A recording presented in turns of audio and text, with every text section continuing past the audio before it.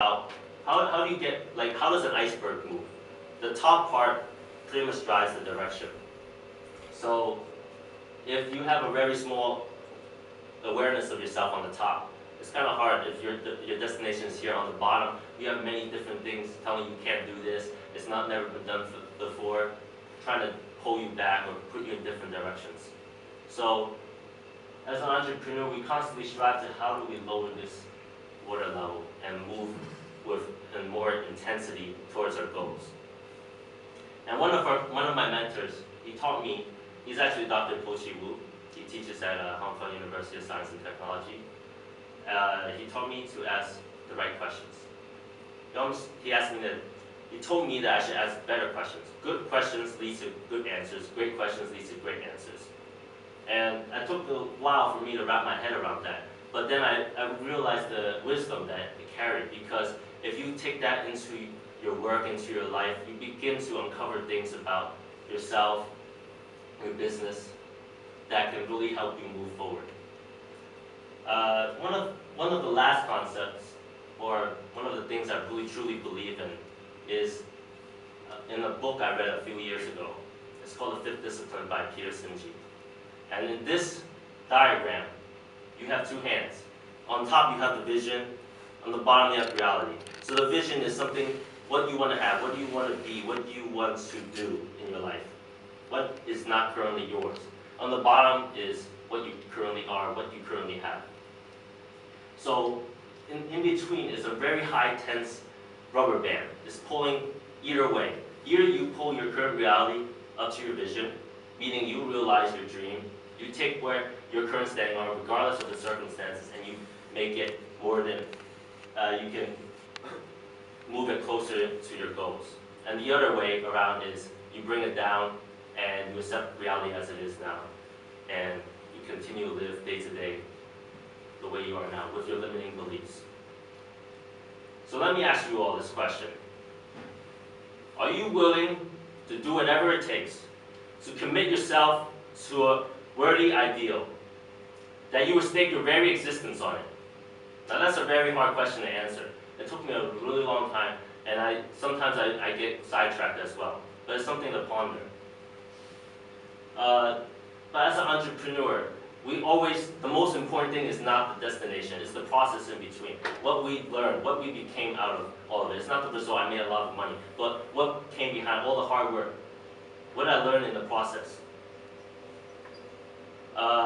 And there's some people that tell me, I don't got enough time, I don't got the money, I don't got the right resources, I don't got the right circumstances, my parents don't support me, society doesn't support me.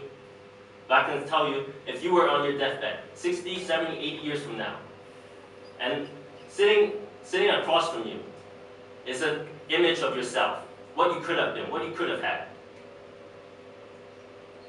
Would you have lived to that point with a life of fulfillment or a life, unlived life? Which one would you have lived? And there's also people telling me, I'll do it tomorrow, I'll do it next week, I'll do it next year. The problem with that is, without a sense of urgency, desire loses its value. That's right, without a sense of urgency, desire loses its value. And there's also 4 questions, really important questions, that can keep you going, even when you feel like when it's really hard. Ask yourself why. Why do I want to accomplish my goals? Why do I want to be successful? Who's counting on me? Who's counting on me? And then ask yourself, why not? Why not see how far you can go? Why not see how much you can do? Why not see how many books you can read, how much you can learn, what you can become? And then ask yourself, why not you?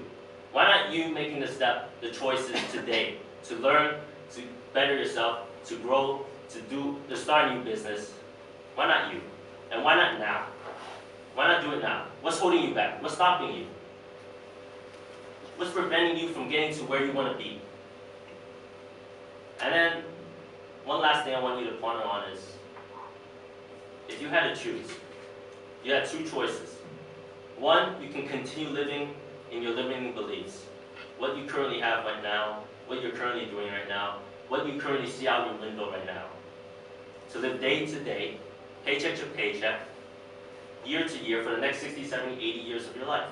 Or you can make another choice and commit yourself to the realization of your ideals and to live in the reality of your dreams. Thank you.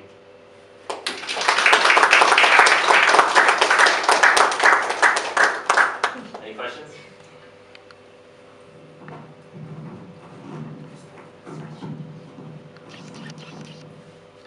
Gilbert, it's always easy to say rather than do something. Then I know someone has inspired you sometime in life, right? But how can you just make that move, actually make that move? That move is not so easy for people to take the initiative. There must be some barrier between, right? If the why is big enough, if you really want that thing, really so much that you're willing, imagine in my father's generation, what he had to do was, he had to provide for his family. You know, if he didn't work, his family starved. That was his why. So he wasn't thinking about, I have to go and I face rejection. I have to face rejection, or they don't support me. My family doesn't support me. He wouldn't care about any of that stuff, because the only thing he's thinking about at that time is he has to support his family, even though if the people he's supporting doesn't support him at that moment. And it's always good to build a support system around yourself. Just recently, I started my own entrepreneur community, and it's actually a few of our members are. That's why they're here. They're very supportive of me, and we support each other. So it's very important to have a support system when things go not as planned. And to find yourself a mentor, to find someone to learn from, not just one mentor, mentors, more than just one person. Someone that's an expert in your field, someone that will not tell you what you want to hear, but really push you, to really tell you things that challenge you, questions that really difficult questions. Those are the things that help you grow. And something I heard before is what your income is in inverse proportion to your being, who you are.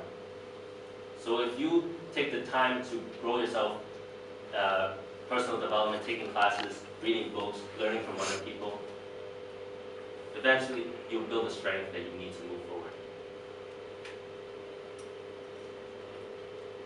Any more questions? What are your true and genuine motivation of doing this kind of thing? My true and one of the things that my father was always scared about is public speaking. And I'll do exactly that so I can make him proud. Not just from what I want to do with it, but also to make him proud. Because in a few years, I want to retire my family. I don't want them to work anymore. Just want something that's bigger than yourself. If you work for something bigger than yourself, you'll be able to drive yourself even when you feel down, even when you feel like giving up. Because someone depends on you. Someone really needs you.